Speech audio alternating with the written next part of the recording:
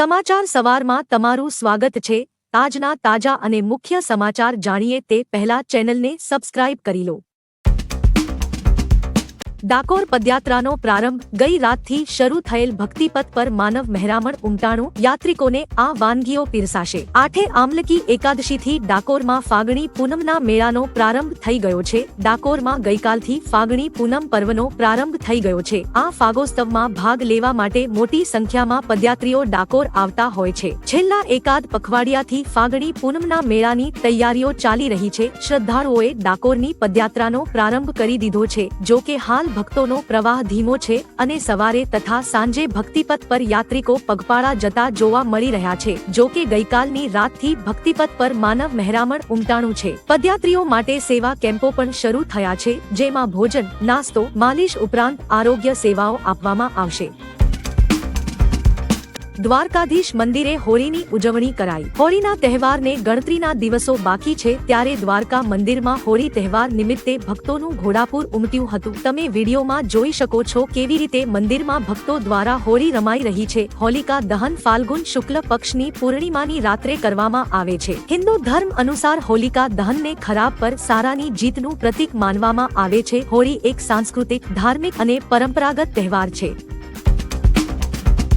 રાહુલના નિવેદનને લઈ રૂપાલાનો પ્રહાર। થોડા દિવસ પહેલા રાહુલ ગાંધીએ મુંબઈમાં હિન્દુ ધર્મમાં શક્તિ શબ્દ છે તેને લઈ નિવેદન આપતા કહ્યું કે તેઓ શક્તિ સામે લડી રહ્યા છે, જેનો વિવાદ ઊભો થયો હતો। રાહુલના આ નિવેદનને વખોડતા પરસોત્તમ રૂપાલાએ કહ્યું કે દેશમાં શક્તિના અનેક સ્વરૂપો છે। શક્તિ સામે વાંધો પાડનારને દેશ કોઈ દિવસ છોડતો નથી કે ભૂલતો નથી। તેમણે રાવણનું ઉદાહરણ આપ્યું કે સીતાના હરણ બાદ રાવણના પુતળાનું અત્યારે પણ લોકો દહન કરે છે।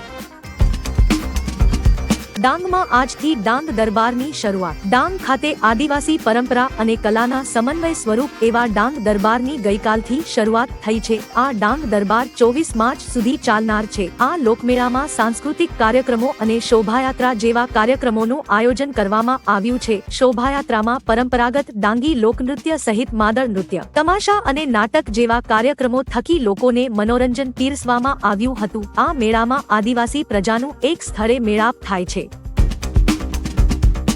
રાજકોટના જેતપુરમાં ચકલી દિવસની અનોખી ઉજવણી। પક્ષી માટે 3000થી વધુ માટીના માળાનું નિઃશુલ્ક વિતરણ કરવામાં આવ્યું। 20 માર્ચ વિશ્વ ચકલી દિવસ તરીકે ઉજવાય છે। ભારત અને સમગ્ર વિશ્વમાં ચકલીઓની સંખ્યામાં સતત ઘટાડો થઈ રહ્યો છે। વિશ્વ સ્પેરો દિવસની ઉજવણીનો હેતુ લોકોને ચકલી સંરક્ષણ અંગે જાગૃત કરવાનો છે। ચકલીની લુપ્ત થતી પ્રજાતિઓ અને ઘટતી જતી વસ્તી ચિંતાનો વિષય છે, ત્યારે ગોંડલના સુલતાનપુરનું વીરા ગ્રુપ આ ક્ષેત્રે સરાહનીય કાર્ય કરી રહ્યું છે। આ ચકલી દિવસ નિમિત્તે વીરા ગ્રુપ દ્વારા અનોખી ઉજવણી કરવામાં આવી હતી। વીરા ગ્રુપ દ્વારા આ વખતે 3000થી વધુ માટીના માળાનું નિઃશુલ્ક વિતરણ કર્યું હતું। બોટનો QR સ્કેન કરો અને મેળવો તમામ માહિતી। ઘૂસણખોરી અટકાવવા દ્વારિકા પોલીસે ઓપરેશન ક્લિક શરૂ કર્યું છે। દ્વારકાની 4000 અને સલાયા બંદરની 600 જેટલી બોટ પર QR કોડ લગાવવામાં આવ્યા છે। કોડને સ્કેન કરતાની સાથે પોલીસ તેમજ નેવીના અધિકારીઓ બોટ અંગેની સંપૂર્ણ વિગતો મેળવી શકશે। ડ્રગ્સની હેરફેર તેમજ અન્ય ગુનાહિત પ્રવૃત્તિઓ પર પણ લગામ રાખી શકાશે। ગુજરાતમાં સૌથી મોટો દરિયાકિનારો દેવભૂમિ દ્વારકા જિલ્લાને મળ્યો છે।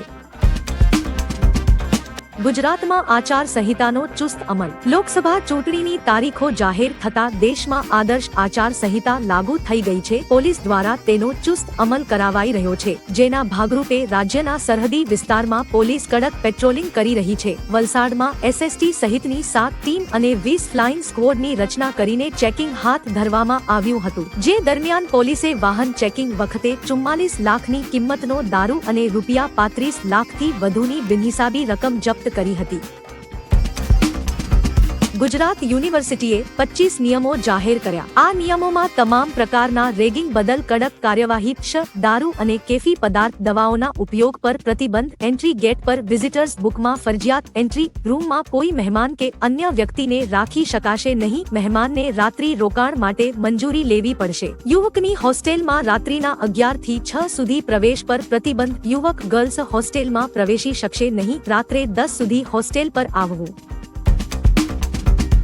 ગોંડલ માર્કેટ યાર્ડમાં ધાણાના 2000 સુધી બોલાયા ભાવ। હોળી પહેલા રાજકોટના ગોંડલ માર્કેટ યાર્ડમાં ધાણાની ભરપૂર આવક થઈ છે, જેમાં અંદાજે 1.25 લાખ ગુણી ધાણાની આવક થઈ હતી। સારા ભાવ મળતા ખેડૂતો પણ મોટા પ્રમાણમાં ગોંડલ પહોંચી રહ્યા છે। હરાજીમાં ધાણાના ભાવ ₹1000 થી 2026 પ્રતિમણ બોલાયા હતા, જ્યારે ધાણીનો ભાવ ₹1100 થી 2500 બોલાયો હતો। યાર્ડની બહાર 1400 થી 1500 વાહનોની 6 થી 7 કિમી લાંબી લાઈનો લાગી હતી।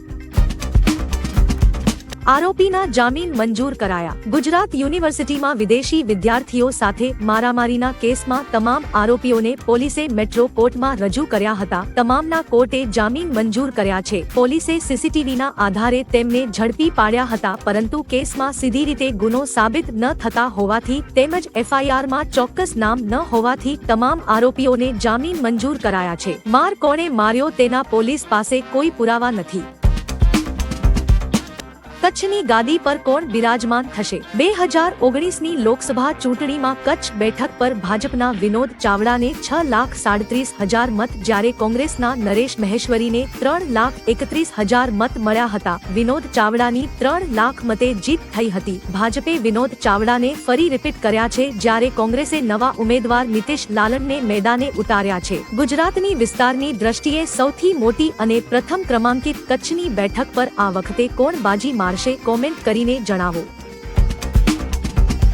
ભારતીય વાયુસેના બની દેવદૂત। ભારતીય વાયુસેના નાગરિકો માટે દેવદૂત સાબિત થઈ છે। વાત એમ છે કે ખરાબ વાતાવરણને કારણે લેહમાં ભારતીય નાગરિકો ફસાયા હતા। દરમિયાન ઘાયલોને વાયુસેનાએ AN-32 વિમાનથી એરલિફ્ટ કર્યા હતા। આ વિમાનથી ઘાયલોને લેહથી ચંદીગઢ એરલિફ્ટ કરવામાં આવ્યા હતા। વાયુસેનાએ સોશિયલ મીડિયા પર તેની તસવીરો શેર કરી છે। ઓપરેશન સદભાવના હેઠળ IMFના AN-32 એરક્રાફ્ટને આ એરલિફ્ટ માટે તૈનાત કરાયા હતા।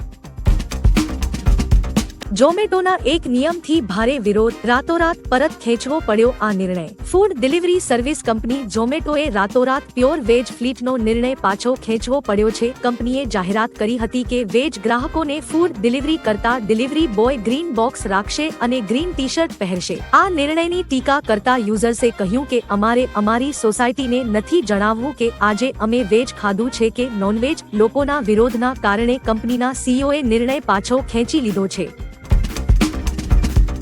અરુણ ગોવિલ ભાજપમાંથી ચૂંટણી લડશે। રામાયણમાં ભગવાન રામનું પાત્ર ભજવનાર અરુણ ગોવિલને ભાજપ મેટથી લોકસભાની ટિકિટ આપે તેવી શક્યતા છે। યુપીની 80 પૈકી 51 સીટ પર ભાજપે ઉમેદવાર જાહેર કર્યા છે। બાકીની સીટો પર ટૂંક સમયમાં જાહેરાત થવાની શક્યતા છે। યુપીની બીજી યાદીમાં કેટલાક જાણીતા નેતાઓની ટિકિટ કપાય તેવી પ્રબળ શક્યતા છે। મેનકા ગાંધી, વરુણ ગાંધી, જનરલ VK સિંહ અને બ્રિજભૂષણ શરણ સિંહ સહિતના નામો પર સૌની નજર હશે। મદદ માટે આવનાર તમામનો આભાર। બેંગ્લોરમાં હનુમાન ચાલીસા વગાડવા મુદ્દે મુકેશ પર થયેલા હુમલા બાદ તેણે કહ્યું કે મારી મદદ માટે આવનાર તમામનો આભાર માનું છું। જો મારી સાથે કોઈ ગંભીર ઘટના બની હોત તો તેના માટે જવાબદાર કોણ હોત? મને સમર્થન આપવા આવેલા લોકોને જોઈને ખુશી થઈ છે। સાંસદ શોભા કરંદલાજે અને તેજસ્વી સૂર્યા તેમજ ઘણા બધા સમર્થકોએ હુમલાની ઘટના બદલ દેખાવો યોજ્યો હતો। હવે કોઈ પ્રશ્ન રહ્યો નથી। કેતન ઇનામદારના રાજીનામા બાદ થયેલી બેઠક અંગે હર્ષ સંઘવીએ કહ્યું કે તમામ મુદ્દાઓ પર કેતન ઇનામદારે રજૂઆત કરી હતી। વિકાસયાત્રાને આગળ વધારવાનો નિર્ણય લેવાયો છે। નગરજનો મામલે તેમણે રજૂઆત કરી હતી। લોકોની સેવા કરવાનો તેમના મનમાં ભાવ હતો। હવે કોઈ પ્રશ્ન નથી। જે વાંધાજનક બાબતો હતી તે દૂર કરાઈ છે। સવારે ધારાસભ્યએ રાજીનામું આપ્યા બાદ તેમણે તાત્કાલિક ધોરણે ગાંધીનગર બોલાવ્યા હતા। ભારતમાં CAA લાગુ થવાથી નિરાશ છું। અમેરિકન સાંસદે ભારતમાં CAAના અમલ અંગે ચિંતા વ્યક્ત કરી છે। ફોરેન અફેર્સ કમિટીના ચેરમેન બેન કાર્ડીને કહ્યું, હું વિવાદિત નાગરિકતા સંશોધન કાયદાને લાગુ કરવાના ભારત સરકારના નિર્ણયથી ખૂબ નિરાશ છું। હું ખાસ કરીને ભારતમાં રહેતા મુસ્લિમ સમુદાય પર કાયદાની સંભવિત અસર વિશે ચિંતિત છું। ચિંતાની વાત એ છે કે આ કાયદાને રમઝાન મહિનામાં લાગુ કરવામાં આવ્યો છે। વોટ્સએપના યુઝર્સ માટે ખુશીના સમાચાર. યુઝર્સ હવે વોટ્સએપ પર સ્ટેટસમાં લાંબા વિડીયો શેર કરી શકશે. સ્ટેટસ અપડેટમાં 1 મિનિટનો વિડીયો શેર કરી શકાશે. આ ફીચર ટૂંક સમયમાં જ રોલ આઉટ કરવામાં આવશે. અત્યાર સુધી સ્ટેટસ પર માત્ર 30 સેકન્ડનો વિડીયો જ પોસ્ટ થઈ શકતો હતો. વોટ્સએપ બીજા નેતે આ નવા ફીચરની માહિતી શેર કરી છે. તેણે નવા ફીચરનો સ્ક્રીનશોટ શેર કર્યો છે. ઘણા સમયથી સ્ટેટસમાં લાંબા વિડીયો શેર કરવાના ફીચરની માંગ કરવામાં આવી રહી હતી.